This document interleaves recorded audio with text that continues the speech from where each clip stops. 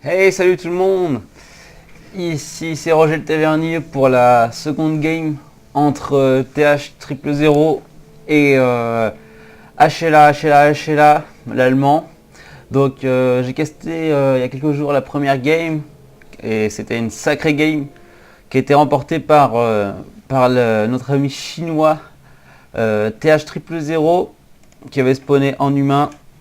Et ici, il respawn en humain. Donc je rappelle qu'on est sur une demi-finale de l'Open Cup. L'Open Cup, donc je rappelle le nouveau tournoi. Donc là, ici, il choisit du premier tournoi d'une compète qui aura lieu tous les 15 jours, organisée par war3tv.com. Et donc ici, on a le HLA qui respawn encore en Night Elf rouge, contre donc TH en humain, qui cette fois nous part sur un BO standard. Il lance sa caserne, il lance une ferme. Par contre, on voit tout de suite que l'hôtel des rois n'est pas créé de suite. Donc ça indique peut-être une prise d'un héros late ou certainement d'un héros à la taverne ici.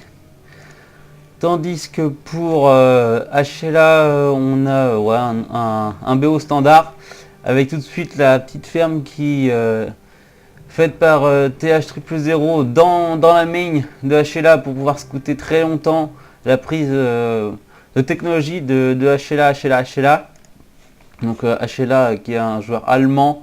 Donc je rappelle, ça veut HLA pour Hate Lovenger.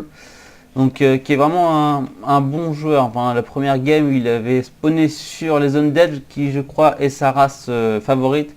Et cette fois, il essaie peut-être une autre technique pour pouvoir contrer le maître chinois qui est TH 000, voilà, qui a lancé son hôtel des rois.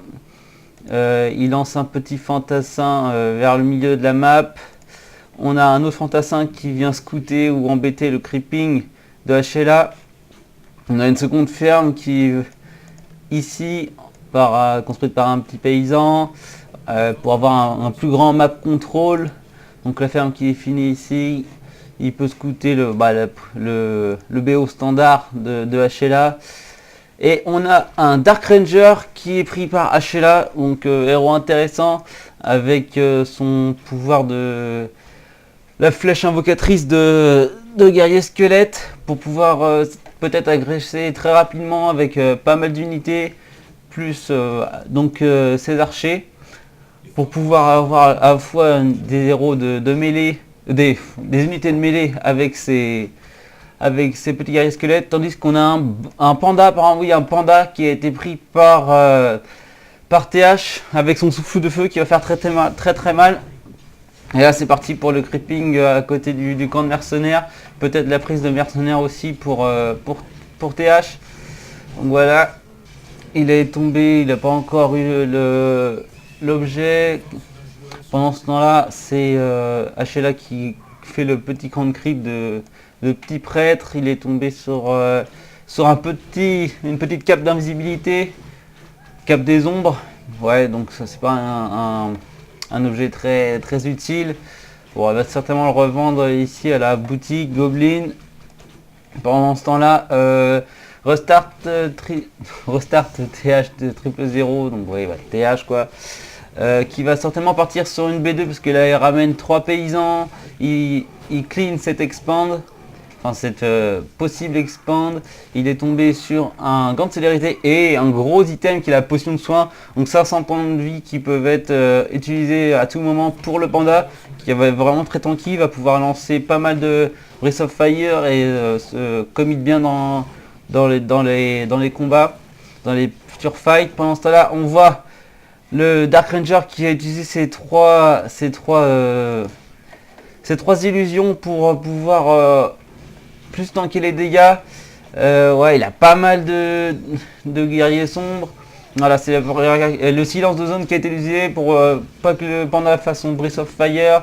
On voit le sniping qui est effectué sur les archers pour pouvoir invoquer plus rapidement ces guerriers sombres. Il a 5 guerriers sombres ici. Donc il pourrait faire un gros surround sur le panda qui n'a toujours pas été... Il a en plus un Gauntlet Force, donc il a encore plus de points de vie. Ouh là là, le Dark Ranger, ouf, qui a failli se faire sniper, il avait 24 points de vie, il utilise directement son TP. On voit que TH a acheté les berserker troll et un prêtre troll donc pour soigner ses unités, tous ces fantassins. Est-ce qu'on a une prise de... On n'a toujours pas de T2 qui est lancé par HLA, tandis que TH ne part toujours pas sur du T2 puisqu'il a utilisé pas mal de ressources pour lancer cette B2. Donc on voit qu'il a d'abord fait 2 tours, une petite série pour pouvoir faire des tours de garde. Il a toujours pas lancé le bâtiment de B2. Donc il va certainement lancer par ici. Pendant ce temps-là, le panda qui fait le tour de la map, il fait un gros Breath of Fire sur les 2 Wisp. Il est presque niveau 4, tandis que le Dark Ranger est niveau 2, toujours pas presque niveau 3. Il essaie de chase un peu certainement les prêtres trolls là qui sont tout de suite focus. Voilà, il fait un gros Breath of Fire encore sur toutes les unités de HLA. Il focus bien les bonnes unités, c'est-à-dire les archers qui tombent très rapidement parce qu'ils ont très peu de points de vie. Ouais. Voilà le Dark Ranger qui se fait sniper. Voilà l'invisibilité qui est utilisée sur les archers. La petite chasseresse qui a de tomber. Voilà le gros Breath of Fire qui vient la finir. Niveau 4 sur le panda qui prend vite des points d'expérience. Ce qui sait que l'archer ici, low life, peut-être qu'il va lancer un gros Breath of Fire pour finir cette unité. Voilà le DR qui est encore low life. On voit qu'il a pris aussi les coups critiques. Donc à mon avis, il a fait le Breath of Fire et les coups critiques parce qu'on ne voit pas lancer le pouvoir qui consiste à brûler les unités et après lancer le Breath of Fire pour faire encore plus de dégâts. Mais du coup, il peut le faire plus de Breath of Fire seul finalement puisqu'il a pris les coups critiques. Et les coups critiques, on a vu qu'il y a un coup à 123 qui est parti. Donc ça fait vraiment très très mal aussi. Ça doit être coup critique niveau 2 et Breath of Fire niveau 2. Toujours pas de T2 pour HLA qui continue à faire des chasseresses et des archers. Ouais, le DR qui est un peu low là, dans sa prise d'expérience, toujours niveau 2, alors que le panda est niveau 4. Niveau 4, oui. Il a toujours pas utilisé sa potion de soin majeure. Il focus les Wisp. Voilà, la Wisp qui va en détonner pour éviter les prises d'expérience. Un gros Breath of Fire lancé sur toutes les unités et le puits de lune. Voilà, il focus les Wisp. Là, le Predator qui se fait sniper. Il va certainement tomber. Voilà, encore un gros Breath of Fire sur toutes les unités. Le Predator qui va finir par tomber. Voilà, c'est... Non, toujours pas fait. Voilà, c'est fait. Il pourrait lancer encore un gros Breath of Fire parce que là, il amasse toutes ses unités. Voilà, il tue une chasseresse. Le DR qui a encore le life, il se fait vraiment très vite sniper. Il a peu de points d'expérience. Il a tout de même gagné le niveau 3. Peut-être la flèche invocatrice niveau 2. Parce qu'on a toujours pas de T2 de la part de TH qui a lancé finalement. Voilà, il a fini même sa B2. Le DR qui a pris certainement une potion d'invue. Non, un parchemin de soin. Il va falloir qu'il utilise là parce qu'il peut très vite se faire sniper par un Breath of Fire qui va certainement le finir. Oula, c'est chaud. Il se rapproche de ses unités pour pouvoir utiliser mieux son parchemin de soin. Ça, c'est un bon move de la part de HLA. On voit vraiment qu'il est... Il est OP sur la micro. Hein. HLA, c'est pas un... Il est pas peut-être au niveau de TH, mais c'est vraiment un très très bon joueur. Voilà, il a scouté la prise des tours de garde. Là, ça va être vraiment difficile de pouvoir sniper cette B2. Pendant ce temps-là, les miliciens qui font ce camp de creep, il a acheté un petit découpeur gobelin, un shredder pour pouvoir ramasser plein de bois. Ouais, c'est vraiment une unité très, très appréciable parce que ça ramasse 100 bouts de bois pour un aller-retour. Donc ça lui évite de mettre trop de paysans au bois. Pendant ce temps-là, le sniping de la ferme pour pouvoir défaire le wall de TH. Voilà, il va pouvoir agresser peut-être les paysans, non? Il préfère se commit sur tous les autres paysans. Un archer qui tombe par un coup de gobelin. Un autre archer qui tombe grâce au découpeur gobelin qui a vraiment une grosse attaque, je crois. Ouais, il a 34-61 d'attaque, mais par contre, il n'a pas une grosse armure. Alors là, le DR qui se fait très vite sniper. Pendant ce temps-là, le panda qui gagne son niveau 5, il snipe les chasseresses.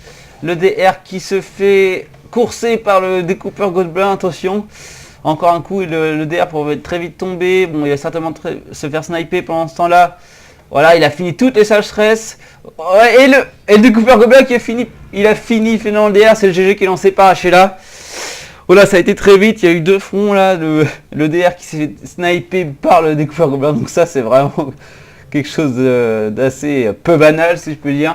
Voilà, et c'est la victoire en 2 manches, à 2 manches à 0 de TH, le maître chinois, qui aura plus vite fini ce game que la première, il aura moins de difficultés. Ouais, le panda qui a pris très vite de l'expérience, Breath of Fire niveau 3, ça fait très mal sur toutes les unités T1 de HLA. Et donc c'est la victoire et la finale pour TH, donc une place en finale. Ça a été vraiment très rapidement sur cette deuxième partie, en 10 minutes, tandis que la première avait mis une demi-heure. Et voilà, TH qui impose sa loi dans cette deuxième game contre Hachela qui est meilleur je trouve en Undead. Voilà, le DR qui a pas pu avoir beaucoup d'expérience en début de game, donc ça a été fatal. Il n'a pas pu non plus sniper assez vite la B2 de TH. Et donc c'est TH qui s'impose dans cette deuxième game pour la finale que je casterai très bientôt. Voilà, donc je vous invite à aller voir la première game si vous ne l'avez pas vue encore. Qui est vraiment une énorme game. Voilà, bon bah je vous dis à très bientôt pour la deuxième demi-finale de cette Open Cup. Allez, ciao!